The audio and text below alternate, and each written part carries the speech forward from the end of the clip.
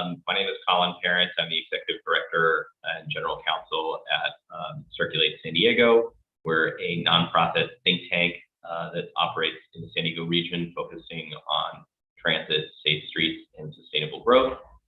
Circulate publishes our own research and does a lot of advocacy around our issue areas, oftentimes drawing from expert advice and proven solutions from outside of our region.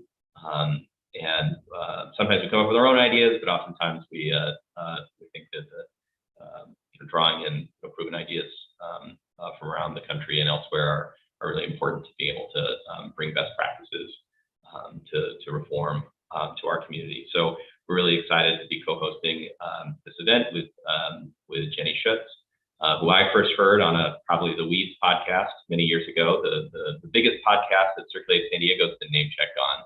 So we're very excited about that. So we've got a presentation as well as concurrent streaming. And then before Jenny's introduced, I'll ask our co-partner to introduce themselves, and then we'll kick it off. Wonderful. Thanks so much, Colin. So my name is Shalini Vachala, and I'm so pleased that the San Diego Regional Policy and Innovation Center is co-hosting this event with Circulate. The Policy and Innovation Center, or PIC, was launched last year in September as a new nonprofit in the region supported by the San Diego Foundation, the County of San Diego, and a number of our regional municipalities. And I've been describing our mission as being focused on the things that are everybody's problem and no one's job. So we are a team of folks who really look at things from a cross-sector perspective and aim to solve multi-jurisdictional problems. And the opportunity that we see as a once-in-a-generation opportunity ahead of us is the investment in infrastructure coming from the federal government and all the federal funding that's really being focused on opportunities for systems change and transformation. And so we are so pleased at PIC to have a 5-year partnership with the Brookings Institution and the team at Brookings Metro. And Dr. Jenny Schuetz is one of a core team of scholars that are deep collaborators with our team at PIC. And I will jump right into an introduction of Jenny and her work, because I think this is going to be such a fantastic conversation with all of you that I don't want to stand between anyone and that. So Jenny Schuetz is a senior fellow at Brookings Metro, and she's an expert in urban economics and housing policy who has written a number of peer-reviewed academic articles and most recently come out with a new book called Fixer Upper: How to Repair America's Broken Housing Systems. For those of you who have not yet purchased or read this book, I cannot recommend it more highly. Jenny is one of the leading housing scholars in the country who can make housing policy and zoning reform and homeownership incentives just wildly accessible and put everything in plain English. So she's going to present to us the key insights and lessons from Fixer Upper today. And a little bit more about her background. Before joining the Brookings Institution, Jenny served as a principal economist at the Federal Reserve System. And she was also a professor at USC, so she has visibility on Southern California and some of our regional issues. So with that, I will pass it to Jenny to share more about her book and walk through a presentation. And I will encourage all of you, as Jenny is presenting, to please put questions in chat so that we can cover them in a Q&A. Jenny, thank you for being here, and over to you. Thank you, Shalini. Thank you, Colin. Thanks to STR PIC and Circulate San Diego. I very much appreciate you hosting me for what is, I believe, my first California book talk. It's really embarrassing, actually, it's taken me this long to virtually get to California and talk to you, since you are ground zero for basically everything in the book. So I'm going to share my screen quickly.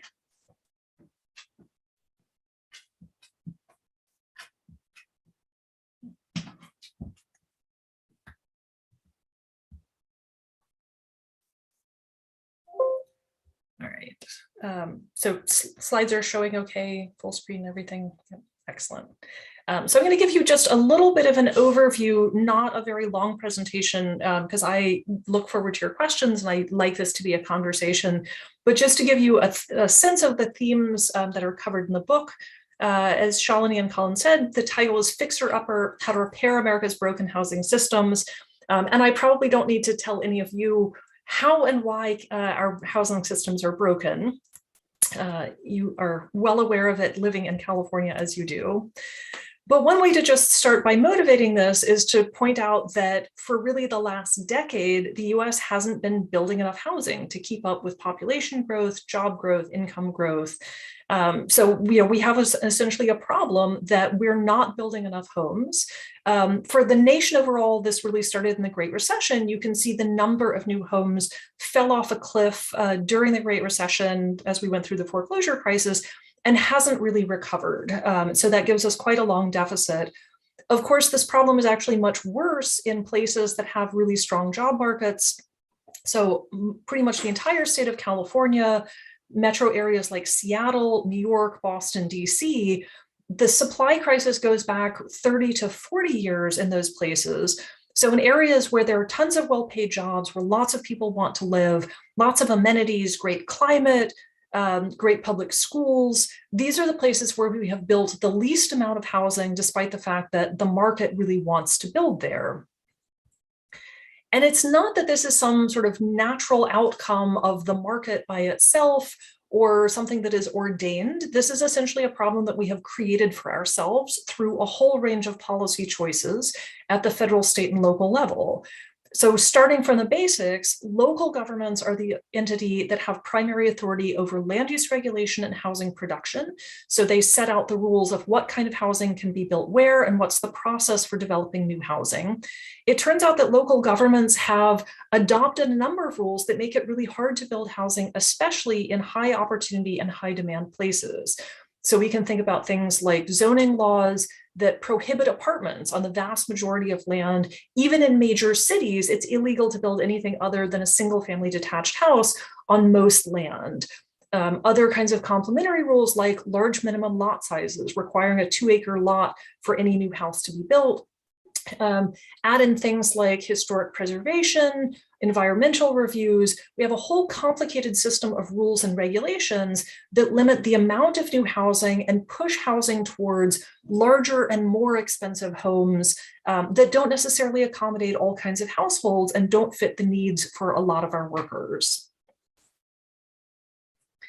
One of the contributing factors is not just the rules that are written on paper, but the process that we have for approving new housing.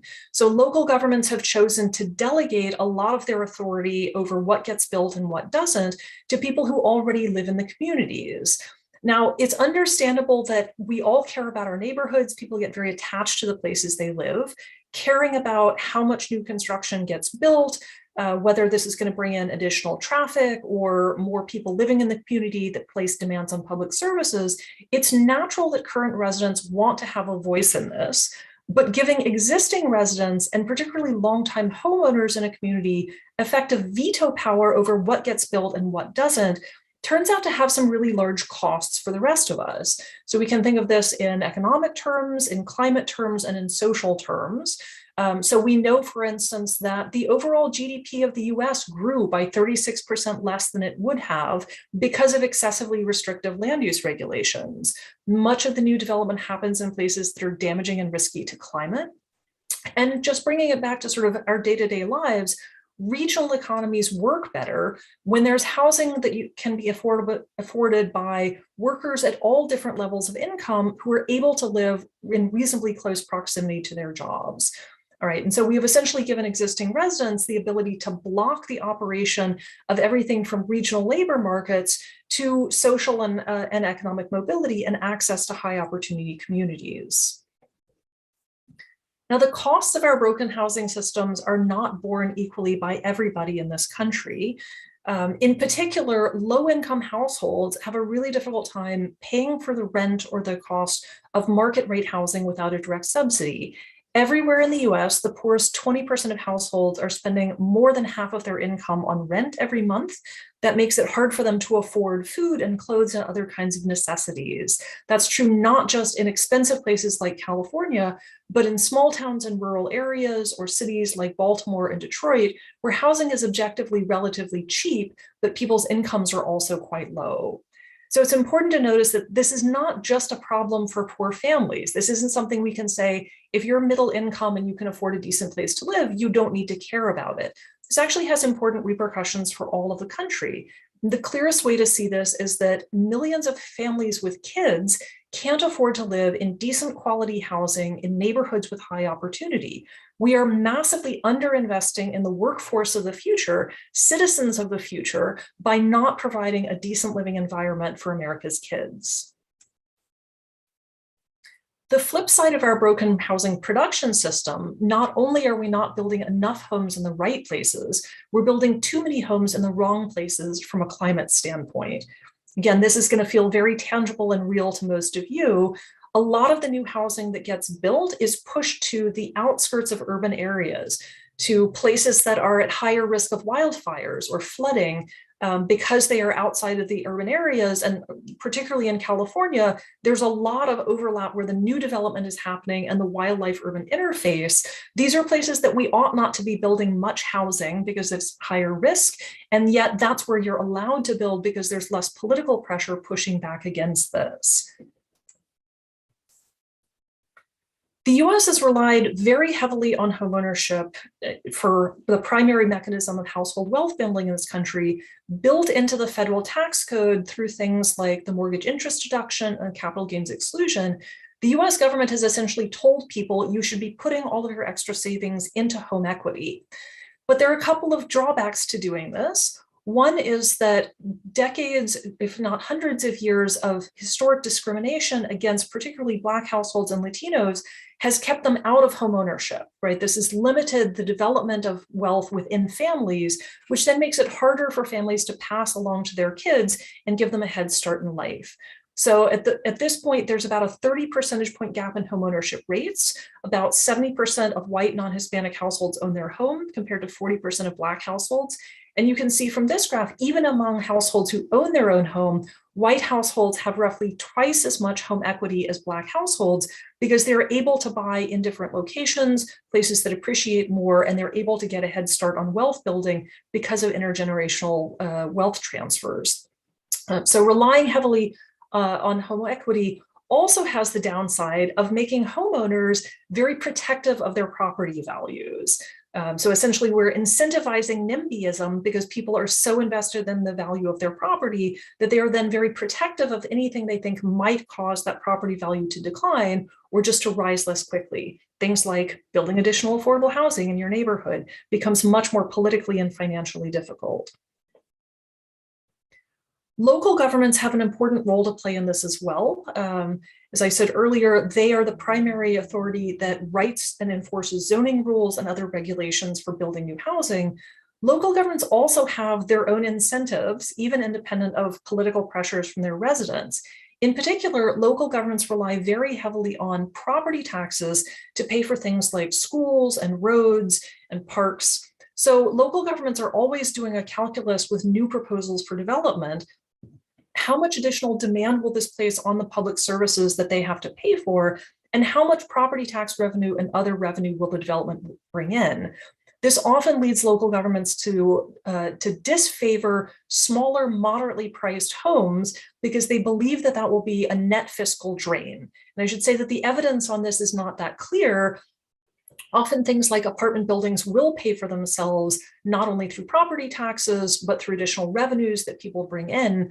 But this is a very, very deeply entrenched belief that low-cost housing, affordable housing, is a drag financially on local governments, which causes them to prefer things like large single-family detached homes that they believe will pay for itself.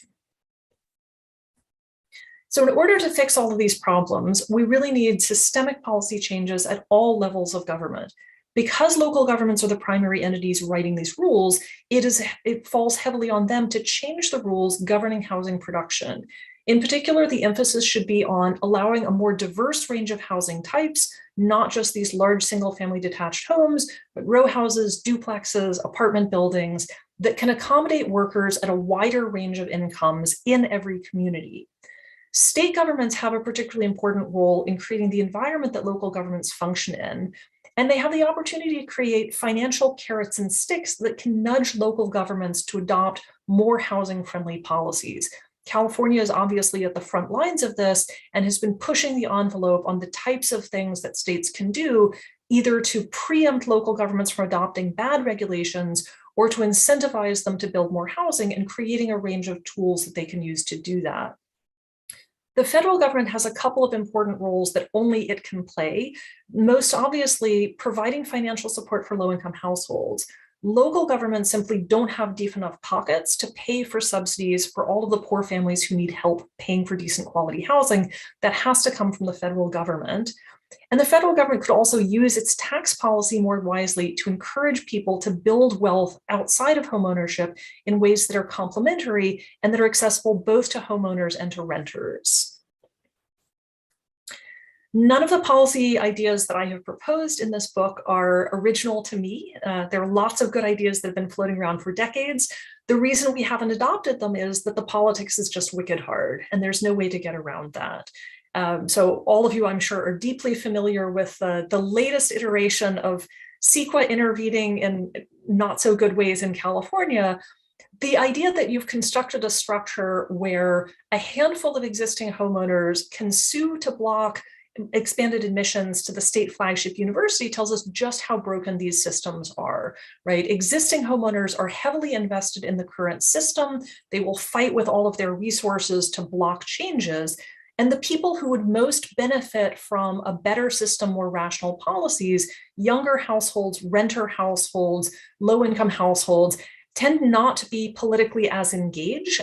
They often face more obstacles to participating in politics and haven't formed the kind of political coalitions that will allow them to push for policy changes. I've given you a lot of reason to be depressed and frustrated if we needed more of that this week. But I will say that I do see some reasons for optimism, and particularly that cities and states across the country are engaging more on this issue and engaging more productively in what they can do to fix it.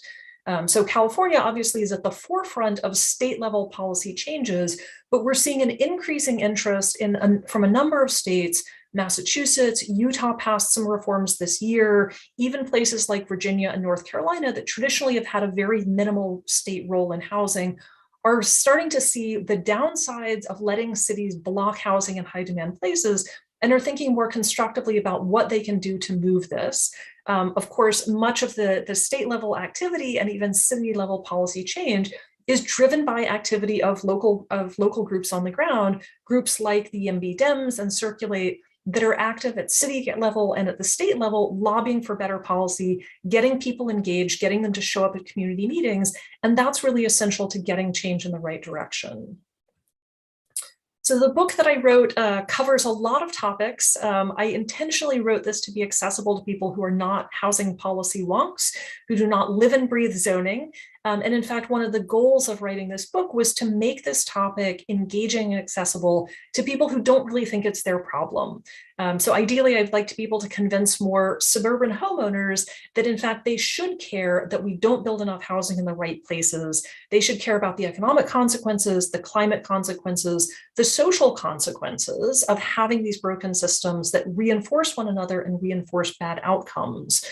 So I've been giving a number of book talks around the country like this, trying to talk to diverse audiences in the hope that more people get engaged, they show up to their community meetings, write letters to their elected officials and ask them for some of the policy changes that we know need to happen. And so I'm excited to share this with you and I look forward to all of your questions. Thank you so much, Jenny. That was just fantastic. And I know given the folks who have piped up saying how excited they are about the book and folks who have already read it and thought it's incredible, I'm looking forward to a really thoughtful discussion. So I'm going to encourage all of you to please put your questions in the chat. We'll be facilitating this conversation. So feel free to type early and often with questions that you have for Jenny. And I'm going to kick us off in discussion with actually a question to you, Colin, for Jenny, which is, you know, we heard about the policy problems that got us into this mess. Where do we stand in San Diego and what's likely to move? What resonated with you from Jenny's presentation? Yeah, I mean, yeah, thanks for that. I think, you know, San Diego's, at least the city of San Diego is really fortunate for having a recent record of some pretty substantial progress, making things better. And I think one of the things that we've seen locally is that some of the best, the most effective policy tools that the city of San Diego has done have been these citywide policies that sort of get out of the challenge of making these neighborhood level fights or these project level fights, and instead to adopt more citywide, comprehensive, programmatic policies that have broad effect, but also because they're done citywide, they're oftentimes a little bit, sometimes substantially easier to get adopted. And so Circulate published a report just a few weeks ago about the city of San Diego's enhanced density bonus program that showed that it was adopted in 2016, and in 2020 had data showing it was used in 44% of projects in the city. And that meant that projects were incorporating affordable units. They were a little bit bigger. They were able to get out some of these restrictions. And I think that's really where the opportunities are for policy made on the city level that can be done on citywide. But also the city of San Diego's the politics are changing because of Dems and Circulate and others that have been more successful in getting neighborhood level plans updated and more aggressive. But that's also come from a lot of political leadership from this current and prior mayor as well. Thanks, Colin. Jenny, is there anything you want to respond to on what Colin just said before we dive into questions from the chat? No, I mean, I think he summed it up nicely. I mean, San Diego as a region has been making a lot of steps in the right direction and pushing for good policies. And so, California in general is on the front line of both the worst possible problems, but also the most policy experimentation trying to move in better directions. San Diego has been a little under the radar compared to, say, the Bay Area, which I think has probably been good for you. One of the things that I will say about the political challenges is the more expensive housing is and the more salient this is as an issue, the more toxic the politics become. And so it gets harder and harder to get people to have rational conversations about solutions as they get dug in on the system. And I worry that in places like California, and particularly the Bay Area, I think it's just too many people are too stuck on their positions and are not willing to have conversations about reasonable compromises and solutions that can in fact be broadly beneficial.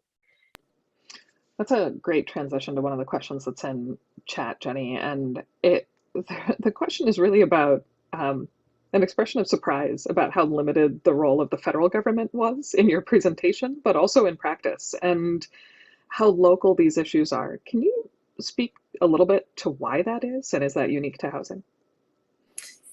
Yeah, I mean, the federal government can do a lot of things, but not very much on the supply side. So that's really sort of the limiting factor. Most of the federal government's policies and their sort of ability to affect the housing market comes on the demand side. So if we think about, for instance, for homeownership, federal tax incentives for people to buy homes, regulation of the mortgage market that affects the price of homes and access to capital.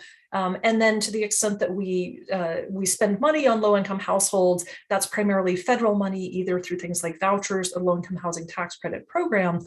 All of those are things that essentially juice demand for housing and make people able to spend more or consume more housing than they would otherwise. The supply side is really very limited. The federal government has no jurisdiction over land use, and so it can't do anything directly. There are some fiscal carrots and sticks that it could use if it wanted to, but we haven't structured federal funding that way. So for instance, one of the biggest pots of money that goes to state and local governments comes through the Department of Transportation, but that is both allocated by formula across roads and public transit in a way that makes it harder to kind of manipulate it in the ways that we would want to incentivize land use. And it's not assigned to the entities that have authority over land use, right? So it goes to regional state departments of transportation, which don't directly set land use policies, and to regional MPOs, which also do not have authority over this. So we've sort of taken the biggest pot of money that could be used productively and put a bunch of strings around it and guardrails that make it hard in its current form.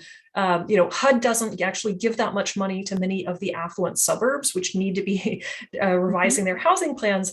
And the HUD budget is not big enough to be able to tempt wealthy places to get involved with this. So I think there are ways the federal government could be more useful on the land use side, but it would take some congressional action and restructuring current programs.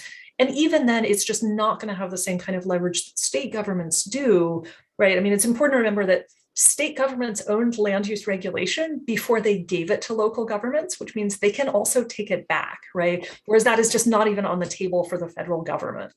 So, but I mean, the biggest thing the federal government could do to be helpful is just give poor people money, whether that's through housing vouchers or the child tax credit or, expanded EITC. Just give poor people money to help pay the rent, and that would make a huge difference. Yeah, I want to take a swing to another question in the chat, which is almost the direct opposite end of the spectrum, Jenny, from the limits of like federal authority to drive land use change and housing policy. From a personal standpoint at a neighborhood level, there's a question here in the chat about really what is the appropriate level of public input from neighbors of projects? And is that also a limitation or a constraint when you've got veto power from existing residents? Like the constituency for new homes are people who aren't there. How does that bookend work relative to the federal space you just described?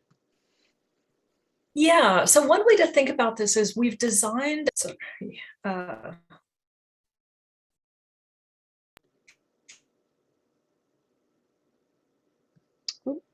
there an end to the question?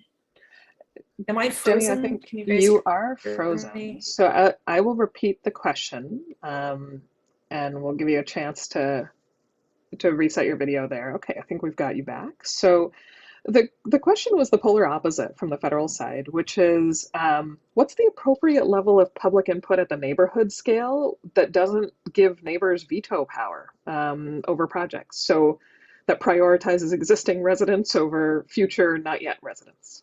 Yeah, there are two ways to think about this. One is that we've constructed a system that's designed to stop kind of negative consequences at the hyper local level while basically ignoring kind of larger geographic scale, right? So we've constructed a system that allows you to block an apartment building that will cast shade on your tomato plants in your garden without thinking about the fact that this pushes a lot of people, a lot of new housing to be built on the outskirts of the city, which then creates climate impacts for the entire region, right? Or stops regional growth and the ability to develop.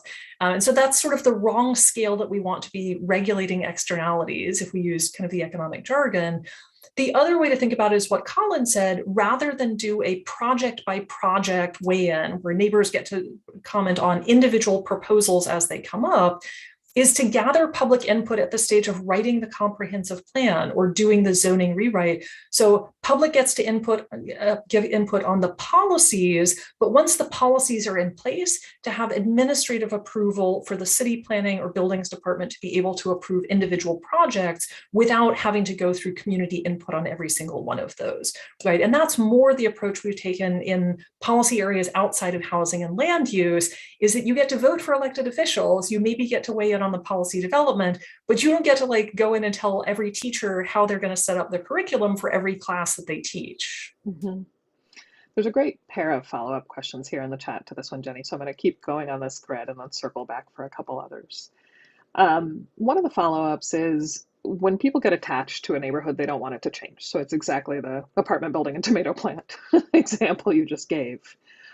Are there examples of neighborhoods that have undergone successful change, maintaining the community fabric and feel while enabling for future density? And how did they achieve this? So that probably depends on how you define successful development or change. So, most of the neighborhoods that I have lived in are urban neighborhoods, sort of fairly close to the core. But every neighborhood that I've lived in, I think since I graduated from college, has been going through construction, right? And I actually view construction of some sort as the sign of a healthy market, right? Because it means there's enough demand that people want to live there or it has found new businesses. So it's a sign of growth and demand.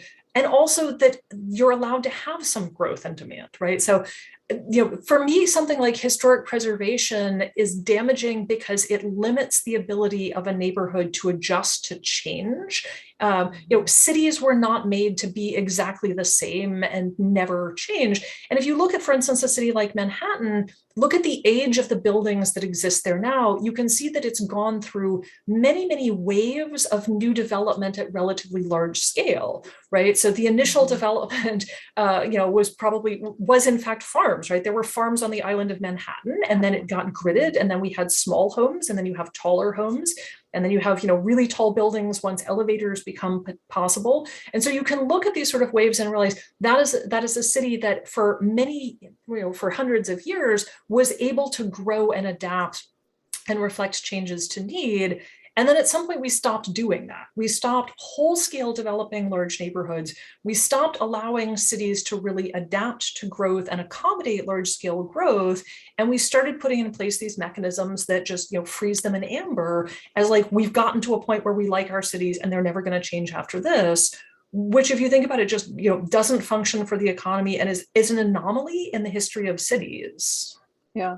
I think there's the follow-up in chat to this one is fascinating, Jenny, because I think this frozen in amber preservationist mindset to whatever the status quo is one that is available to folks because there's the argument of, well, just go somewhere else, leave the state. And it's a little bit of a red herring, but it's also used frequently enough that I'd love how you would respond to someone who doesn't want to see Manhattan change, so tell them to move to Arizona.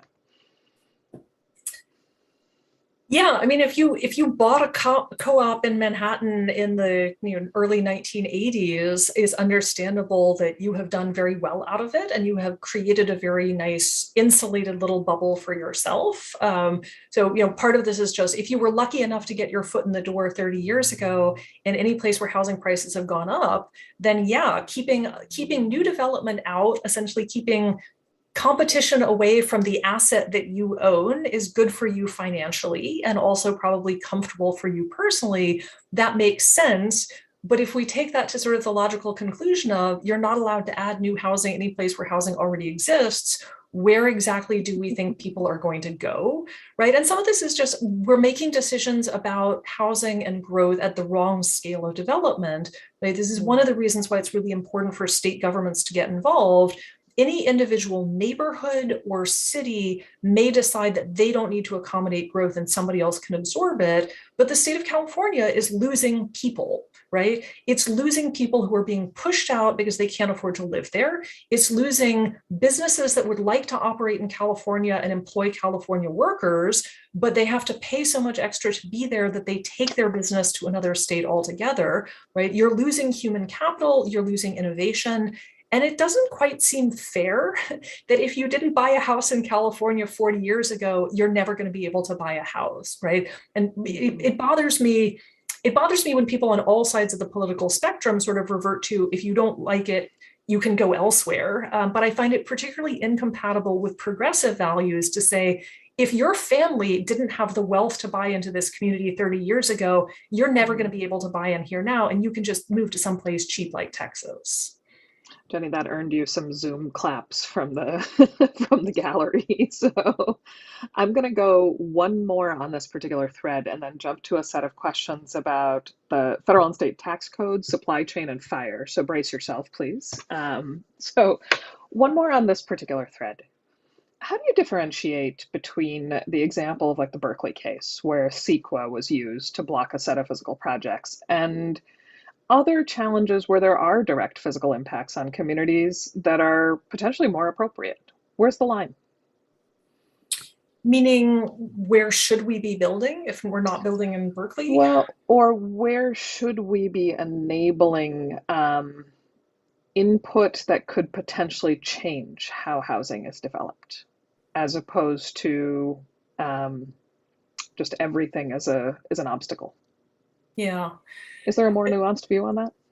Yeah, I mean, the strongest argument for having a community-based planning process is that groups that don't have political power and that historically haven't had political power should get a chance to be heard, right? So the origins of our community engagement process go back to both the 60s and 70s social justice movements, reaction to urban renewal, where Black and brown communities were bulldozed by the federal government to run highways through their neighborhoods, through the environmental justice movement, where we put all of the hazardous things in poor Black and brown neighborhoods, right? So it's really important to understand that the origins of the community engagement process are important, but that this has essentially been co-opted by wealthy white communities who use the language of social justice to block low-income brown and Black people from moving into their neighborhoods, right? And that's a particularly insidious sort of trend. This came up a lot in sort of the first iteration of SB 375. Can we create carve-outs for low-income neighborhoods that should not have to develop, should not be upzoned if they don't want to be? I get a little bit nervous about something like that because it starts to feel to me a lot like reverse redlining.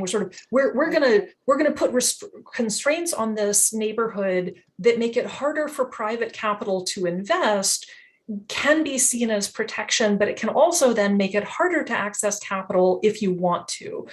So I think there's not going to be an easy way to do this. One way to sort of decide, is it better to have a community engagement process where everybody gets to stand up and scream? Our current process is not actually that small d democratic. In theory, everybody gets to complain to their city council member. In practice, it winds up being homeowners who are older, wealthier, and whiter, lots of retirees, in part because they have the time to do this, right? So if you're working a non-traditional job and you're working at the grocery store on Tuesday night, you don't actually get to show up at the community meeting, right? If you have kids and you're staying home taking care of them, you don't show up on a Tuesday night to argue with the city council members. And we know from research that, in fact, the people who show up to argue are not representative of their communities, right? Which suggests that we need to do a rebalancing of power to think about ways that people can express their views, but also that elected officials are aware of the fact that they're not going to get equal kinds of input. And people who can't afford to take the time off work and show up should still get a chance to be heard, and somebody should stand up for them. Yeah, I love that answer. I'm going to switch to a related set of questions that I think all fall into a basket around state and federal tax-related issues that have led to some of these bizarre and perverse outcomes or are missed opportunities. So there's a fantastic question here. This is the first time I'm hearing this, where the state of California has a public tax subsidy for golf courses. Were you aware of this? Okay. But many of these golf courses are in communities with very limited green space. And converting them to areas for affordable housing is, in some ways, a trade-off. Is this just a California issue? Have you heard of it anywhere else? And what do you do with that kind of strangeness in the tax code? Just to give it a technical term. Yes. So I had not heard of that, but it doesn't shock me. And I will say that, tax codes are built to have strange things in them because, the lobbyists can add in a little carve out for whatever it is they want. I think there's sort of two ways to think about the public golf course issue. One is, what do we do to make sure that there is green space in communities that need green space, but does that need to be a golf course per se? And one is, how do we use public land thoughtfully for sort of the highest and best use, meaning, how can the public use this to further their larger goals? We don't, in fact, have a particularly good system of making sure that all communities have some open space.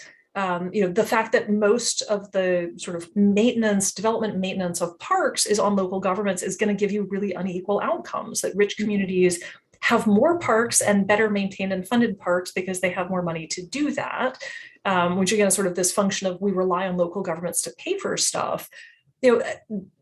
This is sort of a topic that comes up frequently on housing Twitter. Should we just appropriate all of the public golf courses and build affordable housing on them? It's tempting because there's a bunch of land there and that's kind of low-hanging fruit. I'd sort of lean towards, let's start with the parking lots because they're not green in any sense, and most of them would be better off converted into housing anyway. but I think sort of, how did we wind up with so much publicly owned land that's dedicated towards a recreational activity that most people don't participate in, and that in California in particular, to spend all of the water resources to maintain golf courses is probably not the ideal policy. I don't know that golf courses would be my first priority, but I think local governments that are trying to figure out where they can put affordable housing should be thinking about the resources they have and whether or not, in fact, a golf course is the best use of scarce land. And just, if I might interject, the question was from Circulate's former board chair, Gabe Gutierrez, who was also a planning commissioner, I think, still in Chula Vista, and who was pointing at his referencing Proposition 13 in California, which caps tax rates for commercial property, well, for all property, but in this circumstance for commercial property at artificially low rates, and so that's kind of what he was getting at. And I'll just point out our current board chair, Dave Gatsky, is on the call, and he's pointed out to me that one of the other issues with Prop 13 in housing development in California, although there are many, is that other kinds of commercial operations like car lots or those sorts of things pay really disproportionately low tax rates for their current use, and it makes it very difficult for someone who has the zoning rules to make the investment to change those uses. And so that's one of the challenges that I suspect is pretty unique to California. Yeah, I think going from this really specific and fascinating example of kind of policy strangeness and tax code weirdness to how you flip these things into opportunities. There's a pair of questions in the chat, Jenny, from folks who are asking about, in a perfect world, if you're trying to use federal tax incentives to actually motivate providing money to low-income families or fixing some of the problems you're describing, what would you do? And then there's an example here specifically where we have a Senate bill that would actually create regional financing agencies, including one in San Diego County. And are there examples of successful regional agencies around the country for dealing with some of the constraints that you're describing and actually being able to cut through the random weirdness that's built into existing tax codes? Yeah, I'll start with the federal issue. One of the reasons, there are many reasons to dislike the way we have structured the mortgage interest deduction. This is the largest by dollar value subsidy for housing in the US. And it goes basically to rich homeowners who have already bought their homes and every year get a subsidy from the government to continue owning a home that they already have, right? So it is ineffective at encouraging first-time homeownership. It's incredibly regressive because the money basically goes to rich people who would own a home regardless. And so, there's a really easy solution. We don't spend enough money providing rental subsidies to low-income households. We spend a ton of money subsidizing homeownership for rich households. We could just end the mortgage interest deduction and convert that into money for housing vouchers, right? Like that is such a no-brainer on just an efficiency and equity standpoint. And that's not even getting into the other subsidies for homeownership that are a little bit more complicated. But we don't have the political will to do that at this point. I will say that one of the best things that the Tax Cuts and Jobs Act of 2017 did was to cap the mortgage interest deduction while raising the standard deduction. So we spend less money on it than we used to. It's much more regressive than it used to, but it costs us less money. And that's also a way it's starting to whittle away the political support for it because most homeowners don't even get the benefits, right? So at some point we may be able to just shrink that further or get rid of it altogether. Remind me of the state question again. Yeah, so the nesting doll version of the question you just answered at the federal level is regional finance agencies. Where do they work well? How could they work well here in San Diego County? There is legislative support for it, but it's not obvious what the best practices are. Yeah. I don't know of regional housing finance agencies. Every state has a state level housing finance agency, some of which essentially just funnel through the low-income housing tax credit and other federal subsidies and don't actually do very much on top of that. Some of them do have their own programs and are more engaged. The region is sort of it's a nice geographic level to think about housing because that fits the market. And so that sort of is the right scale to do this. one way to think about it is sort of the difference in funding, transportation funding versus housing funding through the MPOs. So MPOs like SANDAG get federal money directly for transit and have some say over how that's allocated across jurisdictions. They don't get any housing funding, right? So housing funding through HUD goes directly to cities and counties, or goes to states on behalf of the smaller jurisdictions. I think it would be interesting if we took, say, the low-income housing tax credit program and community development block grants and some other federal funding streams and gave it to the MPO, and the MPO got to distribute it across jurisdictions, but only if they could sort of agree on a housing production or housing allocation plan, right? So that would give the MPOs some teeth to actually enforce things like housing targets and force jurisdictions that wanted to get access to this federal funding to play with their neighbors and come to the table and agree on that. So I think that would be that would be one way of just taking existing funding streams and making them more effective. Yeah, I think that's interesting. That's a model of like having a carrot and a stick and also being able to kind of hit people with the occasional carrot. I think that that metaphor extends to dealing with risks outside the housing sector that have big implications for the housing sector. And there's a great question here about managing fire risk. And San Diego County is pretty unique. This was something that was a surprise to me when I moved here several years ago, which is we have urban fire threats because of our canyons and natural bluffs. And so this isn't just a wildlife urban interface or a WUI issue like it is often portrayed in the media. There are low income and high risk neighborhoods within other areas that are somewhat insulated from fire risk as much as you can be in California. There are lots of incentives that I think have been put in place, but they aren't adding up to a comprehensive solution. What do you see as being able to take some of these incentives and translate them to things that add up to what you need as a solution to the problem? Because I'm hearing you describe thoughtful levers and increments, but what gets us all the way there? And can you do it from the context of fire risk management? Yeah. So I don't know fire risk as well as flood risk, but I will say that two of the best levers that the federal government has over limiting environmental risk from what we build and where we build are through the mortgage market, regulating mortgage availability, and through insurance systems, including things like the National Flood Insurance Program and the federal disaster recovery programs. So if you think about it, for instance, if you buy a house and take out a federally backed mortgage in a place at high fire risk, you are more likely to lose your house and default on your mortgage payments than if you buy in a lower risk area, right? So in sort of purely financial terms, it should be more expensive to take out a mortgage in a place that faces high climate risk than a place with low climate risk, but it isn't, right? And the federal government actually could change that. Fannie and Freddie could build climate risk into mortgage pricing.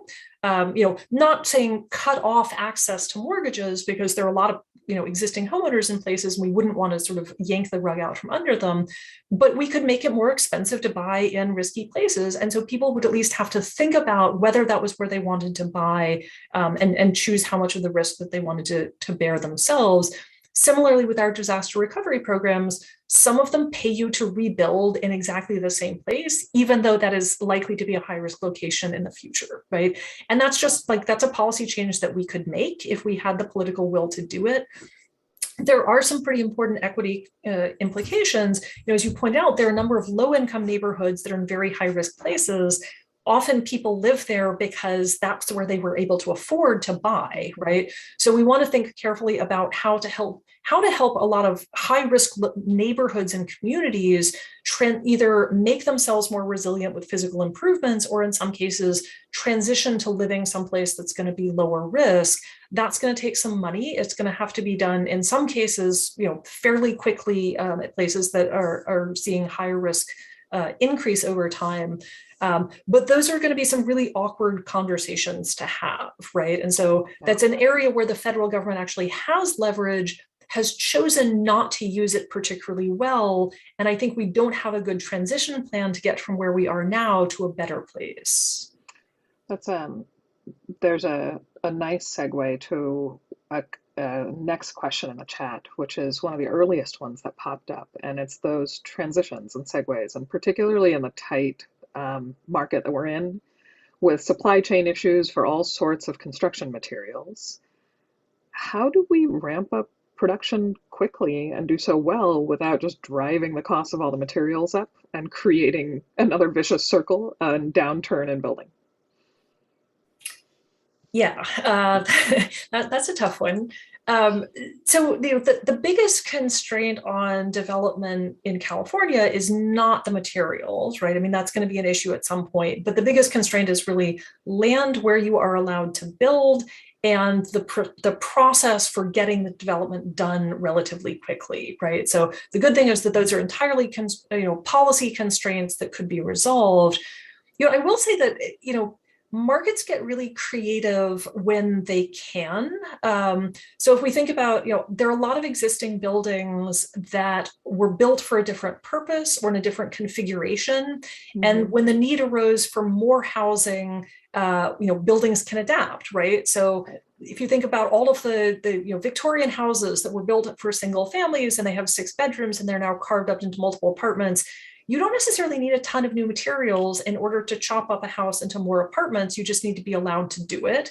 And to be honest, like markets also do that even when they're not allowed to do it. And so we create a bunch of illegal housing because people need a place to live, and that's how it works, yeah. Right? So, markets are good at coming up with solutions that work for the materials that are available and the prices of those materials, including land and construction materials, if they're allowed to. Part of what we've done by these very rigid zoning rules, building codes, all the rest of that, is make it really hard to have quick and flexible solutions when conditions change, right? Mm-hmm. And nobody wants to get rid of all, say, fire safety related building codes. On the other hand, a little bit of flexibility would probably allow us to come up with some more creative solutions faster than we're going to be able to otherwise.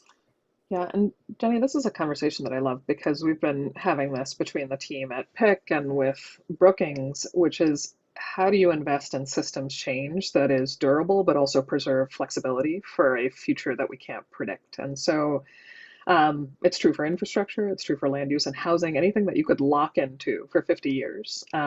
We need different ways of being able to adjust course, right? So there are 2 really thoughtful final questions in the chat, and I'm going to read this one straight out because it's framed so tightly. So question 1, some feel that vouchers are simply transfer payments that benefit institutional apartment owners financially. How do you create financial equity building mechanisms through vouchers for tenants? So thinking about renters now. I mean, the sort of top level, do vouchers benefit landlords? Yes. On the other hand, the people who use the vouchers get a place to live and are more stable than they would be without the voucher. And the voucher program is it's one of the most effective housing subsidy programs we have. And we have tons of research that shows that families that are given a voucher have more stable outcomes. They stay in the same place. Their kids are able to do better in school and stay in the same school without going in and out. They eat better, right? They're able to afford more nutritious food, right? So vouchers make people's lives better. Does some of the benefit go to a landlord? Yes. Right. But otherwise, you'd wind up with more families that are doubled up in smaller spaces. Overcrowding is a huge issue in California. So, if I could make one change overnight, it would be let's give every poor family a voucher and just make their lives better, tomorrow. How do you build equity? The voucher program isn't really designed for that, right? So one thing we should try not to make one policy solve all the problems. Right. So, the book goes through sort of some ways that we can encourage savings, right? Accumulating wealth outside of just buy a home and pay down the mortgage over time. And we actually have lots of ways that we do this in sort of personal finance already that we could copy, right? So if your employer has, say, a 401k program, you sign up for it, and then a part of your paycheck every month goes into the 401k and it's just sitting there, right? And gets invested in ways so that, you can't lose all of it in the same place.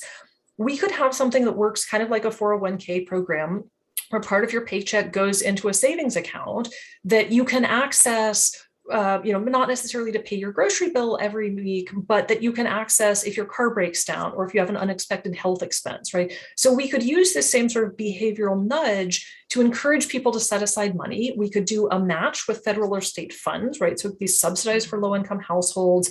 We could do something like that very easily if we wanted to. That's a way of getting people to have a little bit of a nest egg, right? Things like individual development accounts or baby bonds are ways for to provide some seed capital to families. One thing is just families that don't have wealth.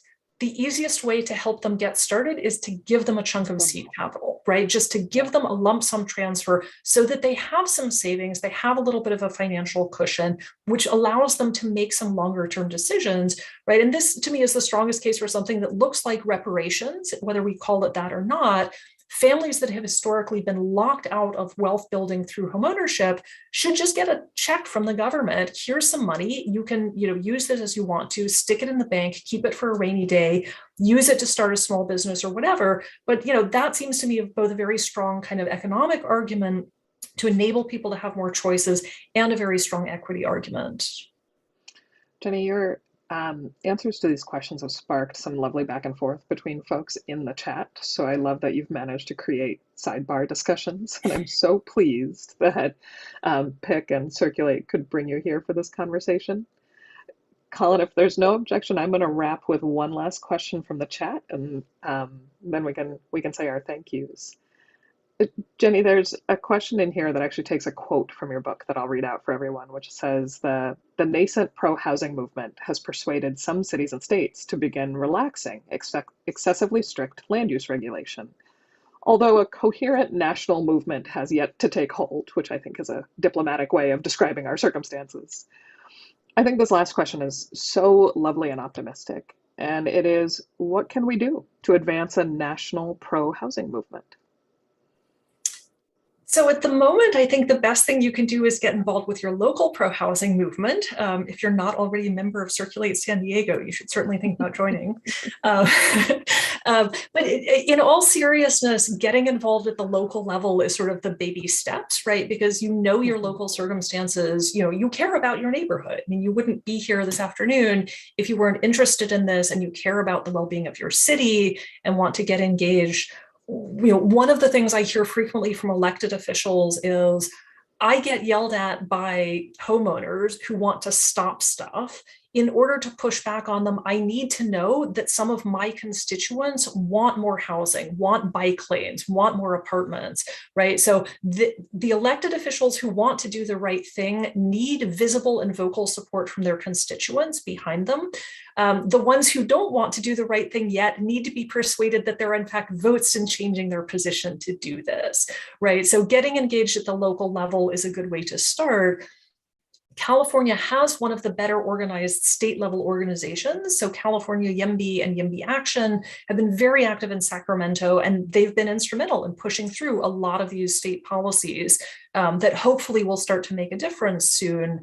I actually don't know whether a coherent national movement is the right thing at the moment, just because the politics is so local and so different.